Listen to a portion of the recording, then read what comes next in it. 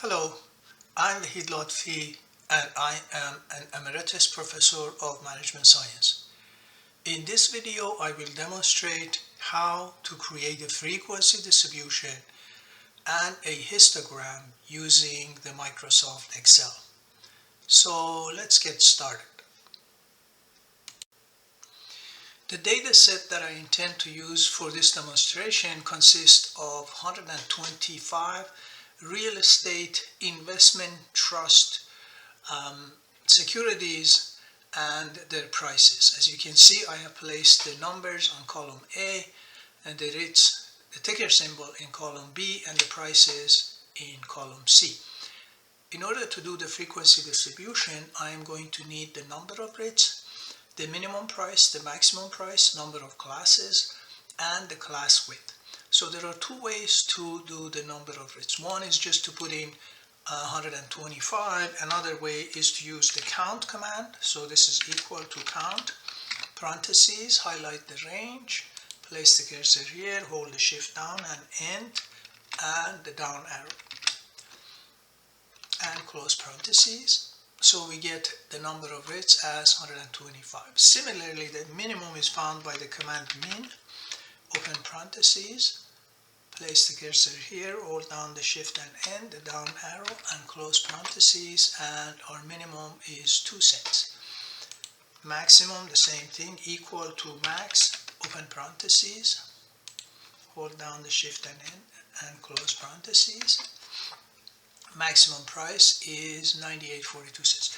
The number of classes you have to decide. You can do 10 classes, 5 classes, whatever. In order to make it more presentable, usually people the rule of 2 to the power of a number, where when you raise the number 2 to that power, you get to the maximum price. In this case, I will use 7.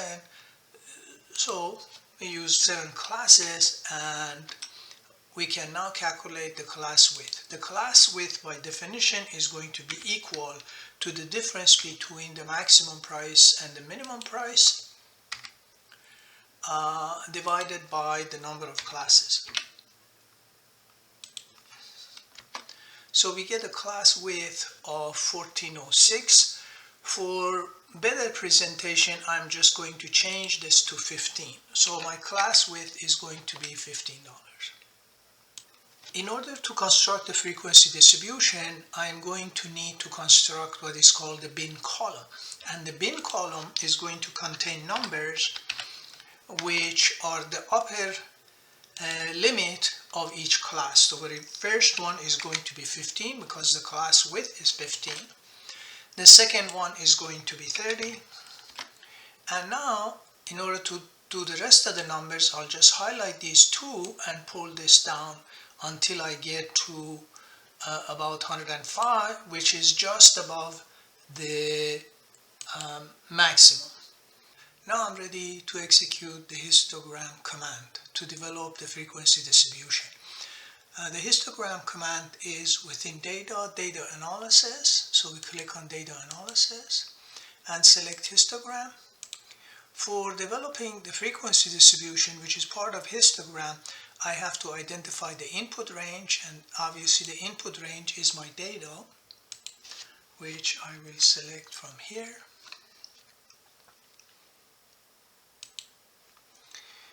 And notice the label is marked. I've not selected the label, so I'll uncheck this.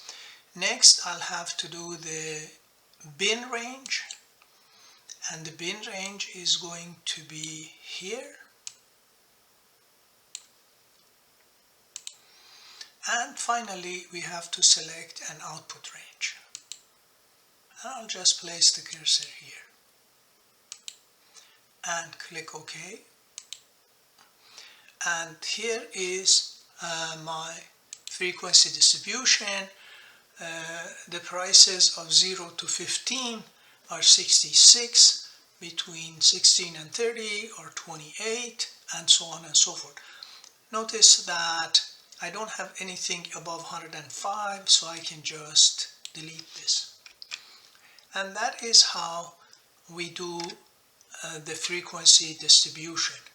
Next, I will show you how to do cumulative frequency distribution. So let me just go delete this part here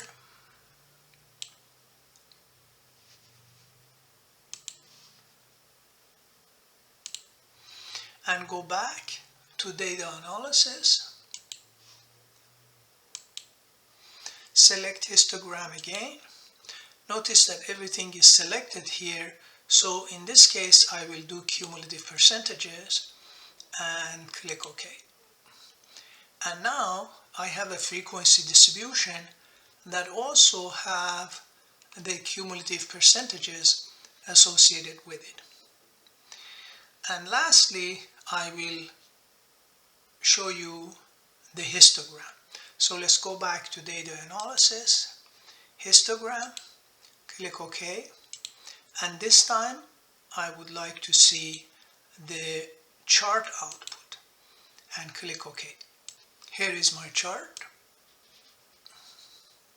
I'm going to enlarge it.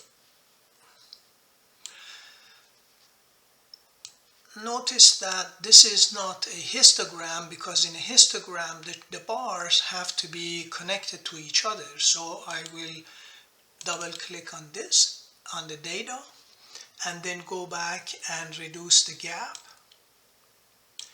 and this will make it a true histogram. And I want different color, so I click on the fill icon and say use vary color points, and now I have my histogram. Notice that I have the last piece which says more, and I want to delete it, so I can just right click here and then say select data and remove the last piece which is more to get my histogram. Of course you can change the titles of the x-axis and the y-axis and so on as you wish. And that is how we use Microsoft Excel to do frequency distribution, cumulative frequency distribution, and histogram.